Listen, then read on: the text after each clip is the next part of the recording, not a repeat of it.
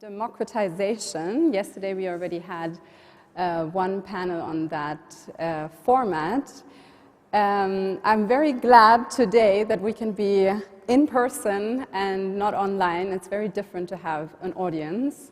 And I'm really looking forward to all of your questions and for interacting together with the wonderful panelists that we have today.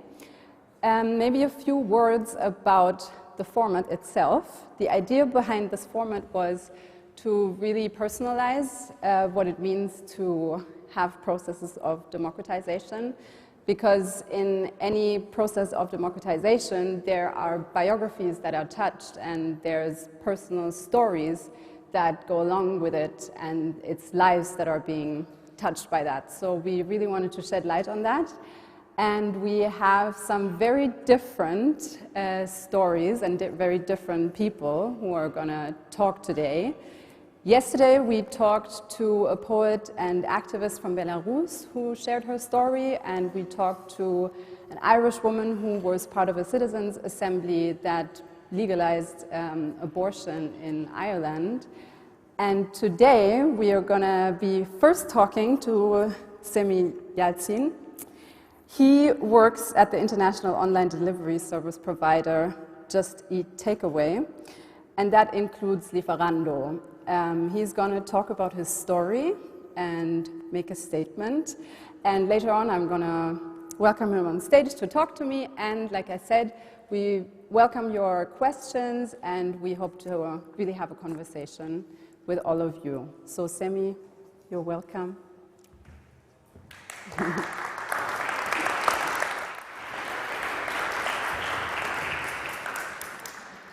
Thank you very much. My name is Semih Yalcin. I'm living and working in Cologne for Lieferando.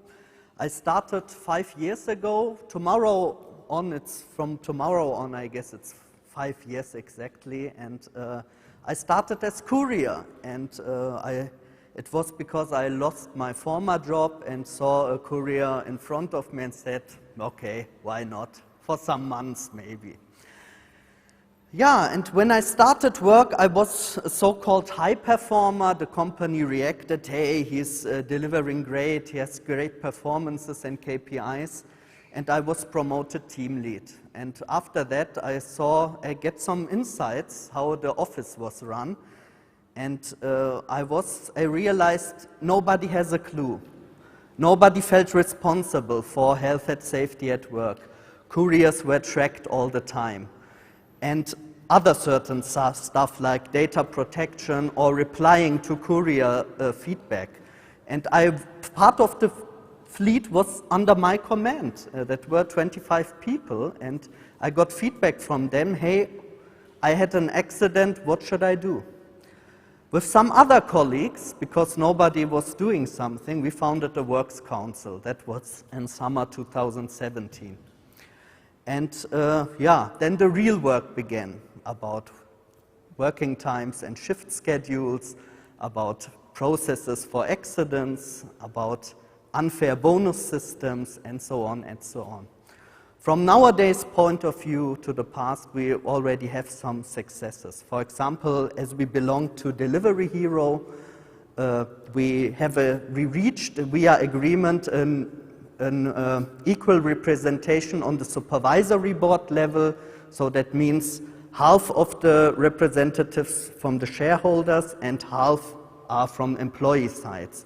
A defined quota for women, each side has to at least 30% be female, and we formed up something like in a European stock company, it's called SE Works Council. It's like a European Works Council to discuss certain matters on group level. Also, now our couriers get compensated with 30 cents per kilometer when they use their own bikes. We have risk assessment for health and safety measures implemented in different cities. We try to expand it over whole of Germany, maybe also as good example for other countries, and other certain topics like we want to introduce new bonus systems, and at the moment we are we have negotiations about our courier app. The Data Protection Authority is checking Just Eat Takeaway at the moment, so we can be very excited about the results in some months. Then we built up a tariff commission because the working conditions and the payment are so low. So we called for a campaign, Fight for 15 euros, as example in the US from US trade unions, and we want to increase payment for the riders. A big negative experience was I started working at Foodora, and this belonged to Delivery Hero. 2.5 years ago, they sold all the German business to takeaway.com, known as Lieferando. And the management thought, hey, these couriers in the work councils, what do they want from us? They don't know how we operate. They don't know our business. And why do they want information from us? Sure, we want information because we want to change something. And we want to change something in favor for our colleagues. But the management were not really convinced by our actions, so they mostly replied with written warnings, cut-off payments, and other measures like a cooperation agreement, it was called. It was part of a project called Takeaway Together. In fact, the content was we should abstain from co-determination rights, totally illegal. But we were, at this time, 2.5 years ago, only 2 works councils. And we tried to increase in numbers as a counter strategy. So at the we became 6 work councils. At the moment, we're even 8, and we're increasing in numbers because our colleagues want to change something. And with certain strategies in negotiation, court cases, collaboration boards, we forced the employer a bit. The employer reacted and said, next time when the elections take place, we will send in our own candidates. They did, but they lost. The employees don't let them fool themselves, and even not especially not the couriers who know really about this work and the conditions there. So to conclude this a bit, from my personal point of view even, what did happen actually? It was a real big experience for me.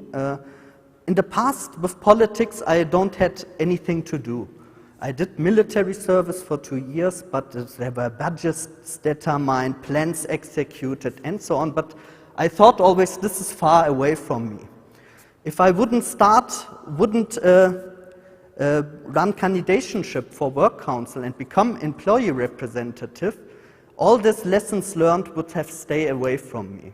I didn't know that I can be such a badass in negotiations when it's about my colleagues, and the company didn't expect that. And to conclude, actually, I just want to put it in a nutshell, 3 things that are really important if you want to change something or if you want to fight for your rights. It's first of all, you need a long breath. The counterpart is always stronger and bigger than you. They have more resources. Then the second one is we have laws, but there are people. The world is not run by laws, it's run by people. Some according to laws, some they do not. And the third one is actually, with all the lessons learned, is it's good to be active. Because if you are not active and do something, then others will decide for you. And they will not decide in your favor. And it's really an overwhelming feeling if you impose your own will on such big corporations. I really can recommend it for everyone.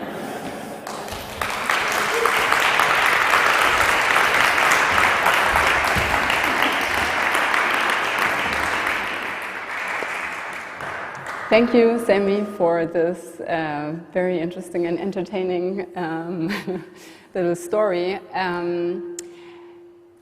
I mean, first of all, please, for the audience, if you have questions, please go ahead and raise your hand. I would like to start with one question from my side, because you were concluding just now in a really interesting way, but I was wondering, in this whole context of, you know, getting people together to really push for workers' rights.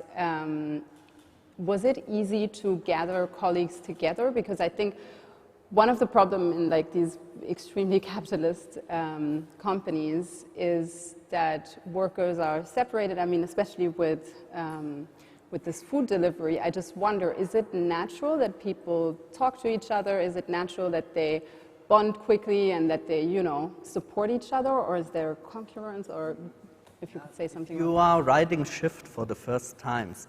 It's a bit strange sometimes. It makes fun, sure, on the bike to ride over the streets, but also you don't have much contact. In the restaurant, it's just pick up the food, hello, goodbye, thanks, and also if you visit the customer and give them the food.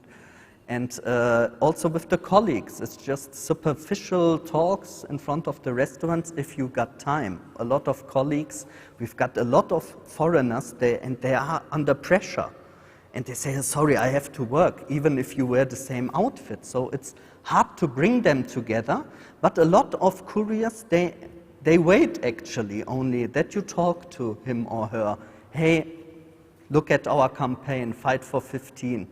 Do you want to join us? And they are glad that something can happen and something can change.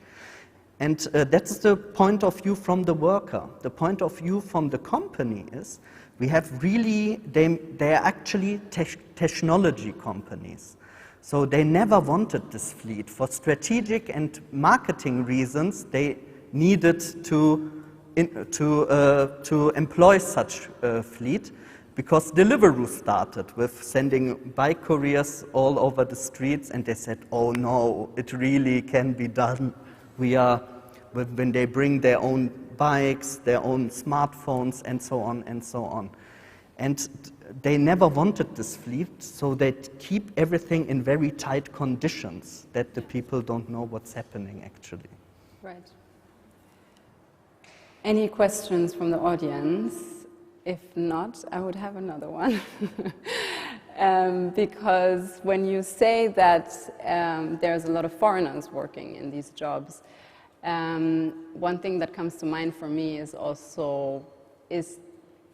because if they are from different countries, I could also imagine that barrier of getting in touch with each other and really showing solidarity being even more difficult and more extreme.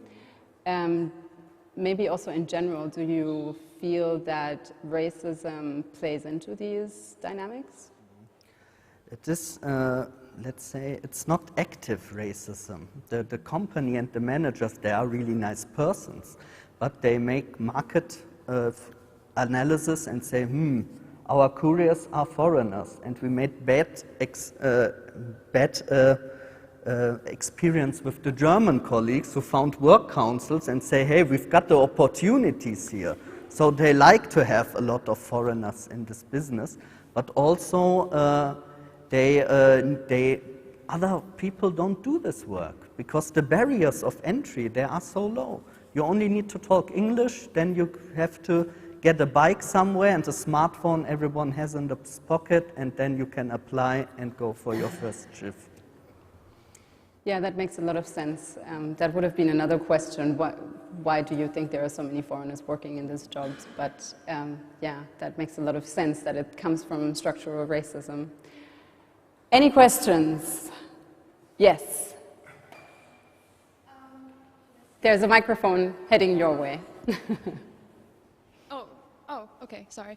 I was just curious about when you're taking initiative to gather and lead people to a common goal.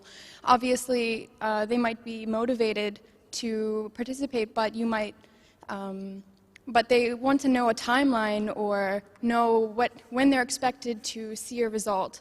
And I'm imagining that this path to the fight for 15, to getting the rights that they wanted, was not exactly a straight line. I'm imagining that there were a lot of bumps and setbacks, and probably it took a lot longer than you expected. So I'm curious as to how you maybe dealt with those challenges, or maybe even presented them to the people who you're just trying to gather, who are just there to, join the fight. But I know that people are very easily discouraged, or when they're fighting for something and they get a big hit, then they're like, okay, well, that was a fun try. Why should we try again? So how did you approach those challenges as the primary leader, I assume, of the group? Thanks. Yeah, our main approach is at first to organize the colleagues who are really depending on the job, like families, fathers or mothers who have to do this job because they don't find anything else suitable, or workers who really do very much hours every week, so because they know the problems. The mini-jobber is actually not in our scope, because the mini-jobber writes 8 hours and says, hey, it's fun, fine, I get my 450 euros, that's it. But so we try to organize the ones who need help and who has to be organized. And then to leave a positive examples for the others, hey, we can obtain more, we can get more out of the company. And you're right, in the past we had a lot of colleagues who left the company then because of high fluctuation, but not because we were not active, only because they have got better opportunities. Yes, another question from the audience. So you said there are laws, but not everyone abides by them, and you were doing a lot. You were working on them, but I was wondering, do you feel like the laws that we have were enough, and you just needed to have a lot of pressure for them to abide by the laws, or do you feel like because Lieferando and Delivery Hero are different kind of company, there would be a need for new laws to make your struggle easier? Could you repeat again? Sorry, I didn't get everything. So I'm wondering, do you feel like we need new laws for unions and worker councils because Lieferando is different from, I don't know, ThyssenKrupp or RWE? Or do you feel like the laws are enough, but we need the companies to follow them more? What do you think, new laws or just following them? We already have laws who are very good actually, because they had a broad scope. But these companies, they present themselves in front of courts like so special that the laws cannot be applicable to them. And we always have to prove it's applicable to them. It's not very much else than in 19th century, for example. And, but this is always a fight for every topic. For example, the Work Council by law has the right to get in contact with the workers and the employees. And this is for our task. The riders are always working in other schedules, and they are distributed all over the city. And to get them together or inform them is really hard, because the company uses private emails. And now we got a court case. What's ranked higher, the data protection, because it's private email addresses, shall the Work Council get them, or the Work Council, the Works Constitution Act, does the Work Council needs these email addresses to do their tasks, and we need them. But this is a court case then. But we need new regulations, that's true. But to be honest, which new ones, we're still finding out a bit. With every court case, with every arbitration committee, we make some experience, we put that on the list. For example, for the so-called Works Constitution Act renewal law, we made some contributions to that, but it's still not enough. So we're working also on European level with the European Trade Union Confederation, and by the end of the year there will be a directive for platform economy. It's still not the biggest step, but this is what I meant with you need a long breath. Things aren't done by tomorrow. Semih, I'm afraid we have to close now. Thank you so much for sharing your story and for answering all of our questions. If you still do have questions, please still ask them. Semih is going to be around the entire day, so I was talking to him earlier and he said that he would be very happy to answer any question in person or to have conversations. So thank you so much. I would now like to introduce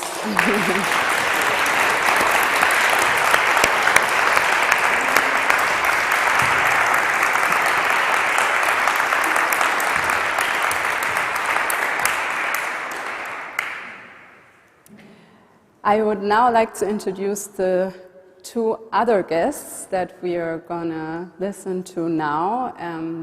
They are both performers, choreographers, and educators, and they both worked with Sasha Waltz on a very interesting performance. One of them is Suárez Gómez, and the other one is Zaratiana,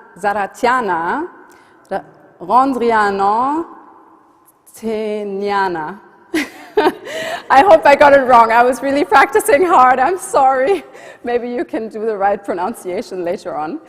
They will first show us a video of the performance they've been working on, and later on say something about the context, and then you can also ask your questions like just now. The video will be shown in the back, so please everyone turn around.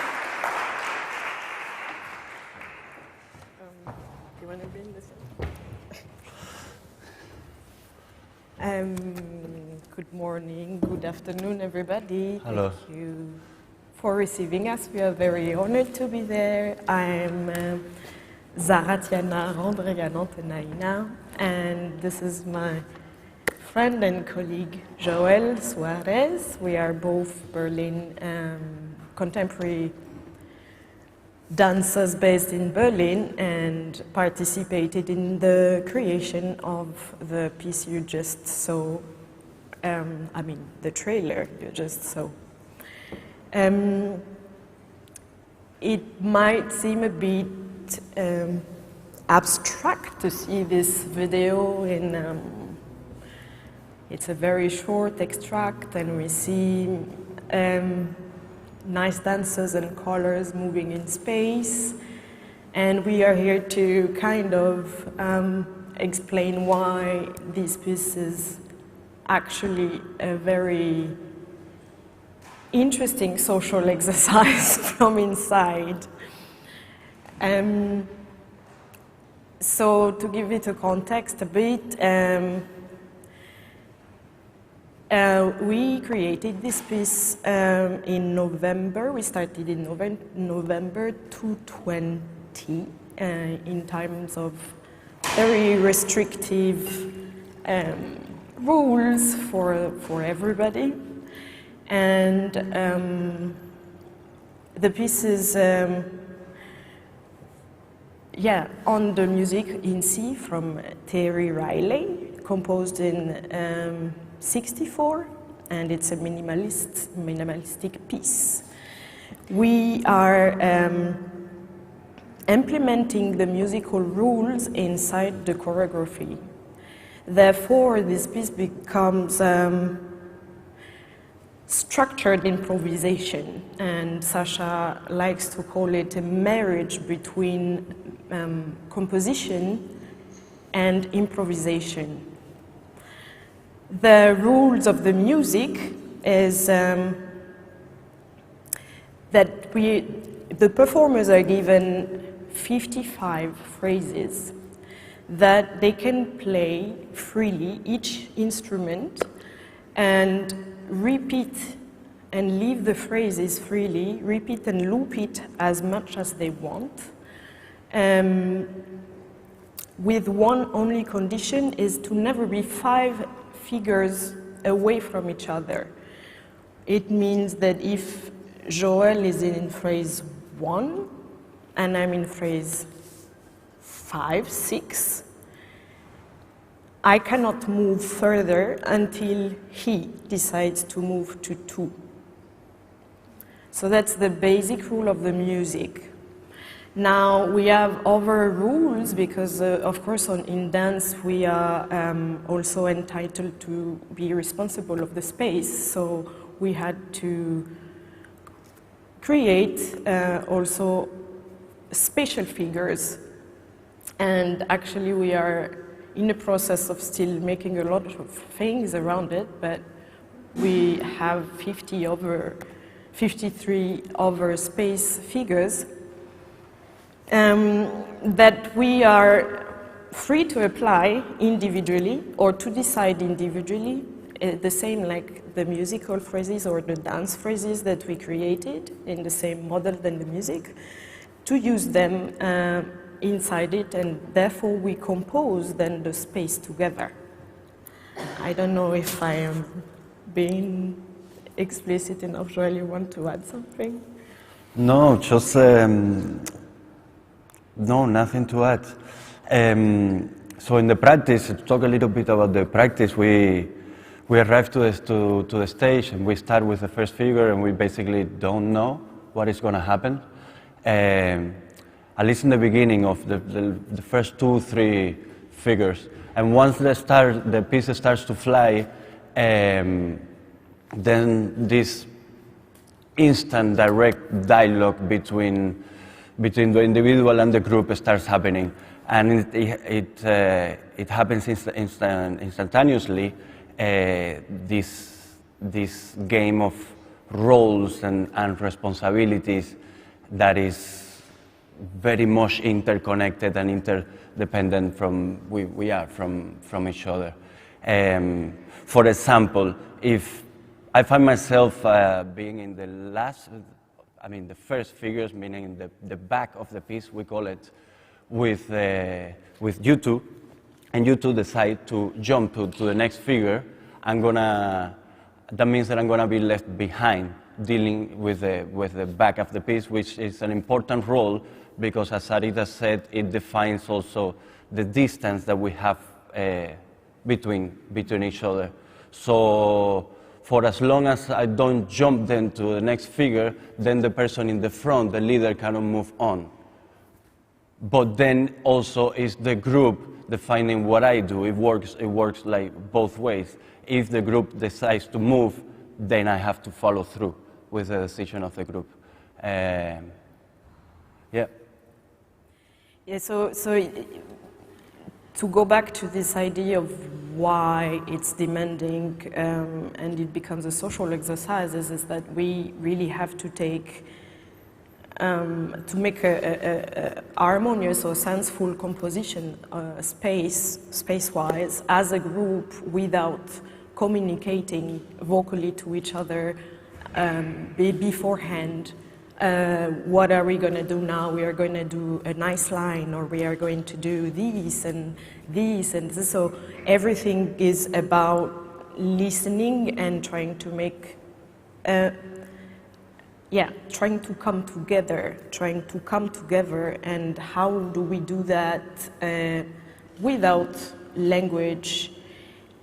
What's nice inside it, though, is that we come equally. I mean, the rules are very demanding themselves without speaking of the group first. As an individual, you have to deal with so much. There is the counts, there's like the space awareness of already within what you have to do with yourself. Where are my colleagues? There's 5 different figures in space. Can I recognize all of them? And then what decision I take, what decisions they take, how can I help the space to be clearer, how we help each other, are we conscious enough to be able to help each other, how from one individualities we come to a common agreement, and how does this happen is very, very demanding from inside. Yeah. It is hard work, but for as long as we train for this listening and this awareness, and the better we get with it, then the solution sort of show themselves to you. You know, it's this dialogue between personal wishes and what you have to do, because I am responsible for the space in that moment. And I'm responsible for the group and for the composition and for myself, and each of our decision impacts the other one and the group itself, actually. Yeah. Thank you so much for introducing us to this very interesting concept. For the audience, if you have any questions, please raise your hand like before. If not, I'm going to ask you a few questions. I think for me, it's interesting to hear about these rules, and you were saying it's very demanding to apply to the rules. Did you have to get used to it, and does it still come natural to express yourself individually in all of this process? And do you find a kind of flow at some point and a sense of freedom within rules, or how would you say that? I mean, because we are here on a conference about democracy, of course. I guess that's what a lot of people connected to. Like, there are rules in a society, there are rules in a democracy, and quite a lot of them. But also, they give you this structure within you, which you can move, and also a sense of orientation. Do you also see these parallels between society or between democracy and the way that you engaged in this piece? Of course. How do we treat rules inside it? Where do we find freedom? I mean, to imply the rules is by itself a very hard exercise. We had to practice a long time before we arrived to an equal knowledge, like that we can really come from a base knowledge that is like the same for every one of us, how much time it took us, and to understand them, and why. It took a while to ground this base knowledge for everybody. The rules by themselves, at first, for me at least, they were a bit. You don't feel free at first, because of course it's complicated and you don't understand why you cannot just enjoy alone your phrase or meet whoever you want and spend a nice time stuck in one phrase with your partners. And at first, yes, it's a bit, you feel a bit restricted. And through performing the piece and practicing it, actually, I got to understand at least actually the group, once it functions or when it works within these rules, there is moments that you find freedom, of course, and openings into new meetings or things that were not planned, that they are magical, and this by themselves is like very, like it's the creative moment, it's the free moment, and within this frame, it's happening, and it makes it magical even in time when it happens, and also I think as the group practices, like the more you get to know it, actually, the more you can support each other's freedom as well. Mm-hmm. Because sharing and going through all these roles, being the last, the first, the linker, someone also the one who creates chaos, it happens, but we are all imperfect on this, in this.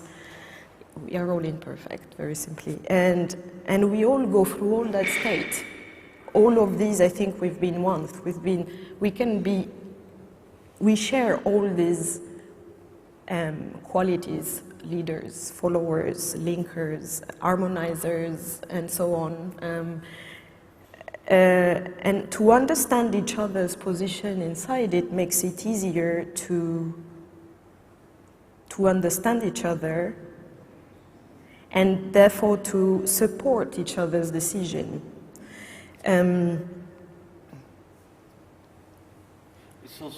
It's also our rules. We understand the piece as also a structure that becomes a common ground to share knowledge and to make a traffic of knowledge. But that knowledge is not given. I mean, we are a group of experts of the same field, and we have more or less the same knowledge being danced. But what happens when we bring this structure, this system to a group of people that have a completely different knowledge? So then rules have to be found again and talked about and discussed again.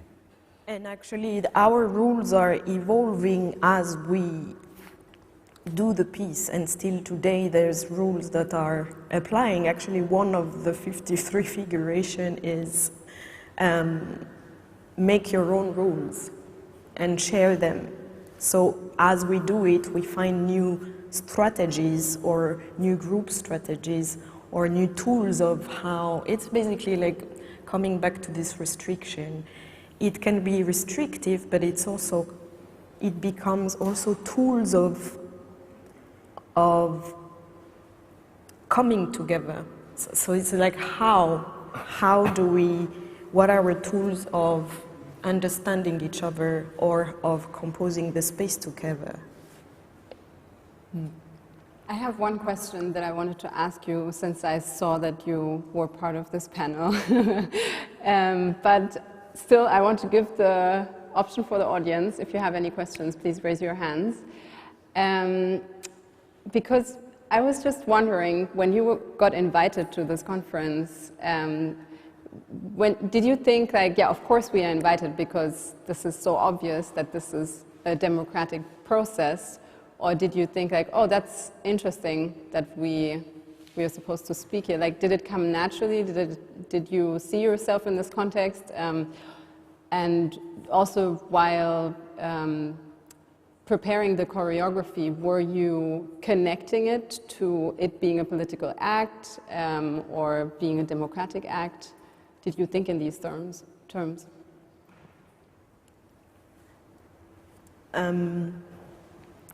When we were invited here, I mean, we are very, I think, all of us conscious that it's clearly how do we find freedom and how do we take common decisions in a restricted or within rules and a structure. So this by itself, I think we know that it's linked to this. I, as a dancer, that I'm not sure when we started this creation that it would bring us in such questions or that it would lead us to such a practicing democracy or democratic context. As I didn't thought it would bring us in that. The practice of it would bring us in this state. Yeah. But I also think, though, that on the side of the choreographer,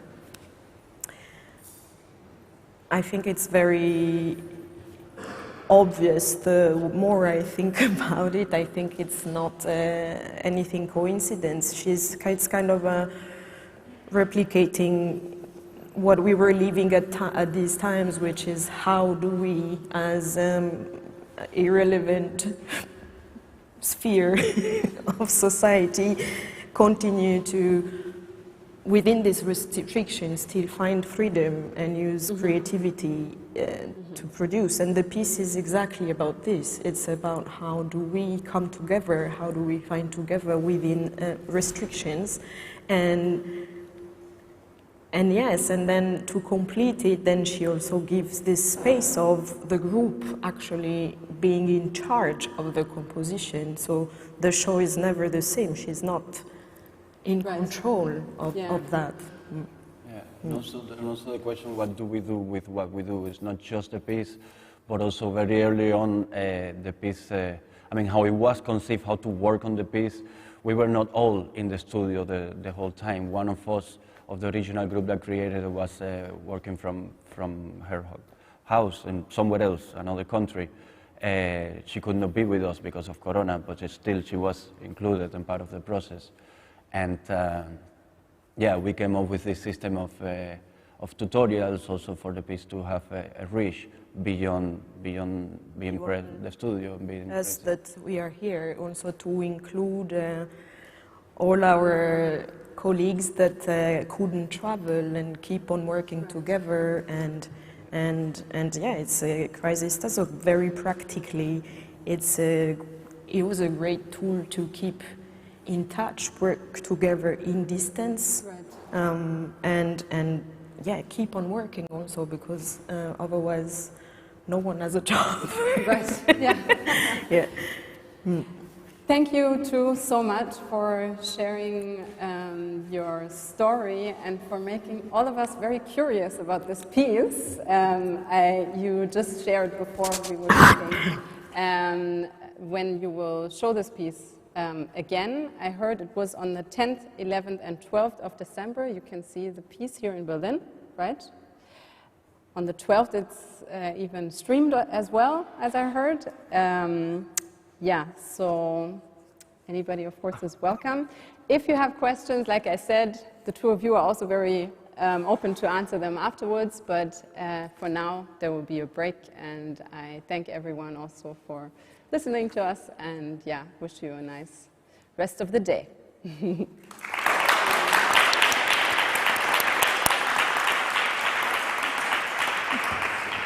Joel, you didn't get water. Would you like?